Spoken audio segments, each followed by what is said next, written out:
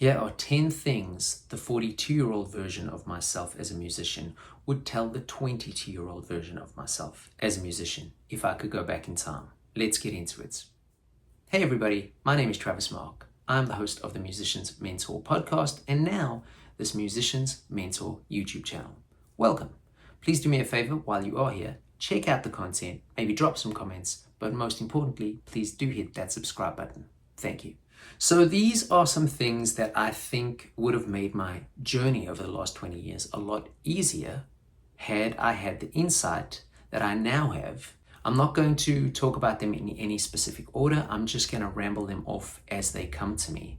But the very first one that I'm going to mention is learn to play music for yourself because you enjoy it versus the adoration or potential fame that could come with it. It will save you some heartache and also it will keep that fire burning bright in moments where maybe there are no people who adore you or maybe there are no people who appreciate your music. Learning to play a musical instrument is a real joy, and if you can figure out how to be happy playing music because you like playing music versus credit or constant compliments, you potentially tame your ego a little bit, which we all have at 20, and maybe save yourself a little bit of hardship when those compliments stop or aren't there. Point 2, and again, these are in no specific order, but there's no competition. The only competition out there is you, for yourself. I've mentioned before that I grew up on a very, very competitive original scene. And it always seemed that if you weren't doing certain things because another band was, you weren't doing well. Or if another band got a festival date and you didn't, you weren't doing well. It's all BS. If you learn to enjoy playing music for yourself and for the things it maybe does for you, there is no competition.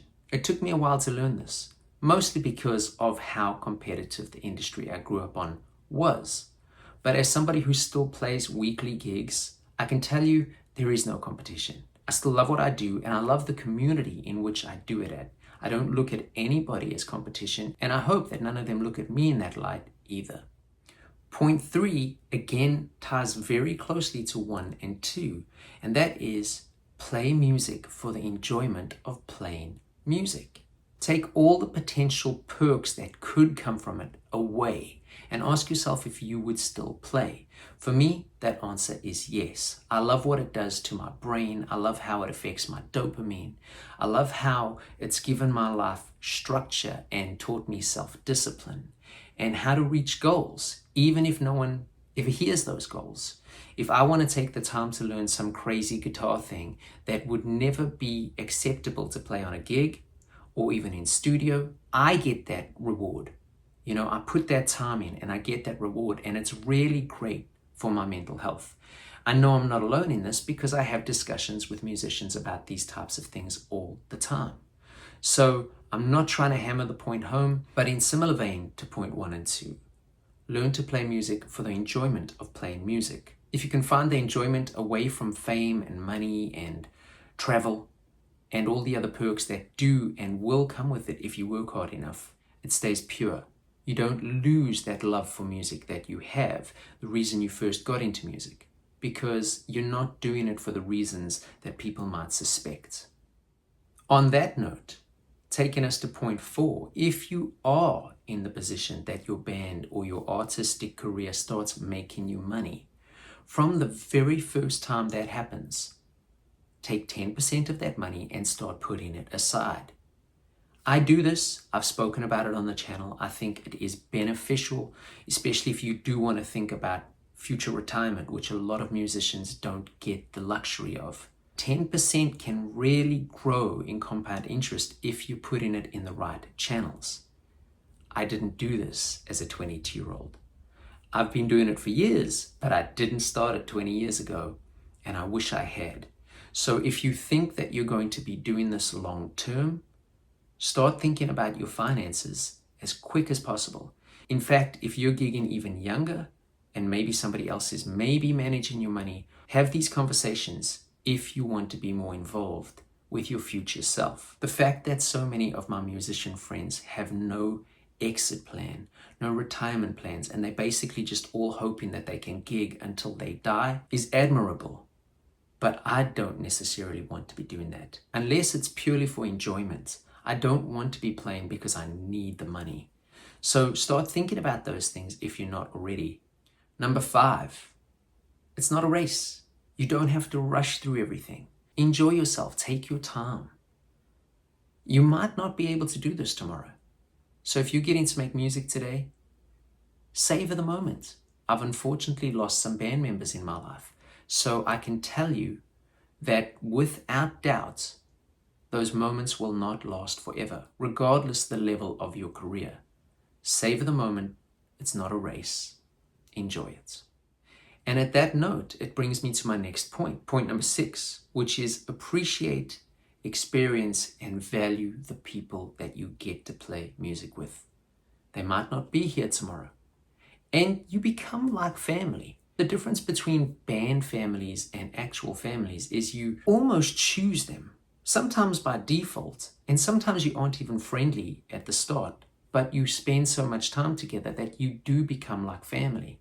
Sometimes you'll spend more time with your band family than your actual family. In my case, I'm starting to feel like this is true. I left my home at 20, and I've been pretty much away from my immediate family, on and off since then. My not so immediate family, I don't even really have relationships with those people.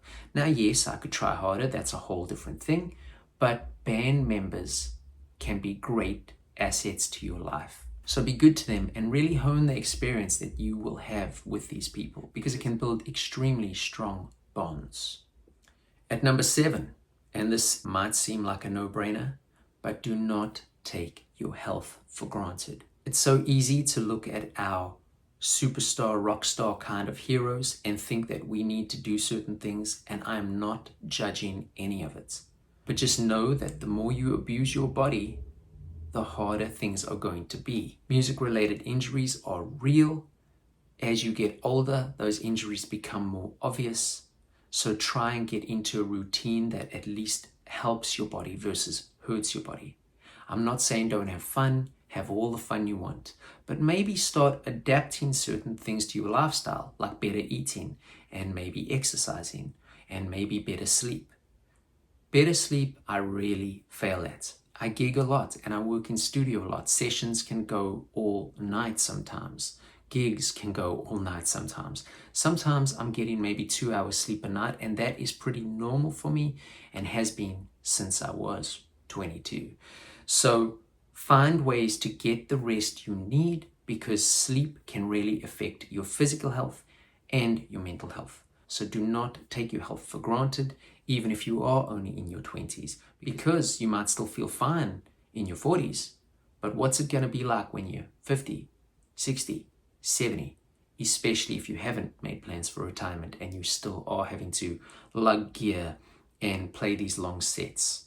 Think about these things. You might thank yourself. My next point is to learn how to enjoy travel and possibly even get used to experiencing the unknown. Try things you haven't tried before.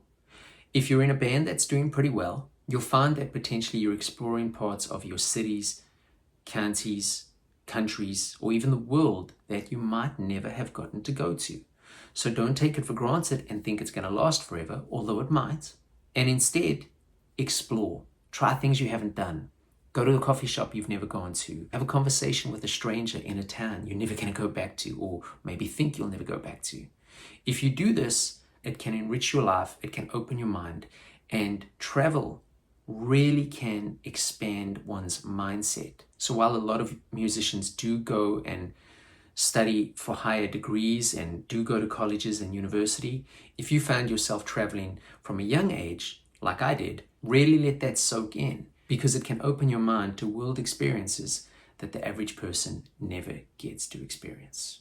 At number 9, if time permits and you feel like you can, live a little bit outside of music and your bands.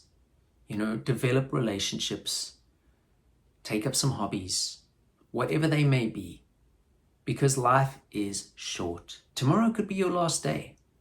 And if it is, would you have done most of the things you wanted to? I'm pretty sure most people would answer no. Now, I'm not saying that you should then go and work harder and plan more and those are things that you should be doing anyway. But there's so much beauty in life and so many incredible experiences if you want to explore them.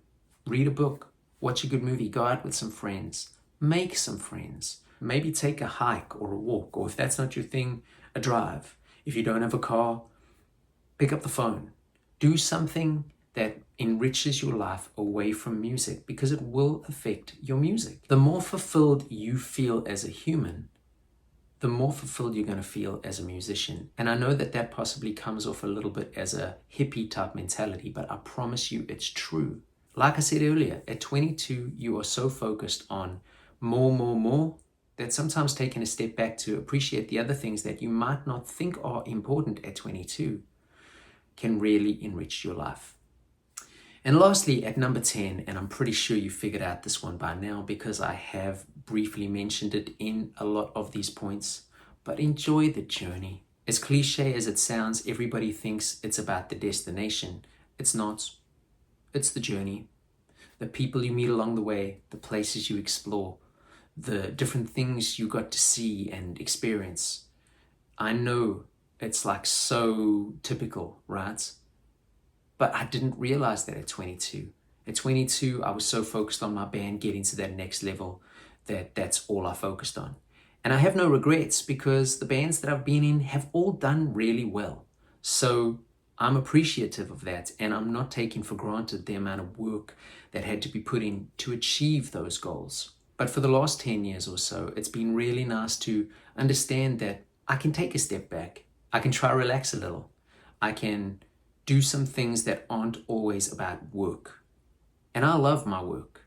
And I'm sure you love your work too if you're watching this video. But just enjoy the journey. Tomorrow is not promised. I hope that helps. If it does, please do hit that subscribe button. I'll see you next week. Peace.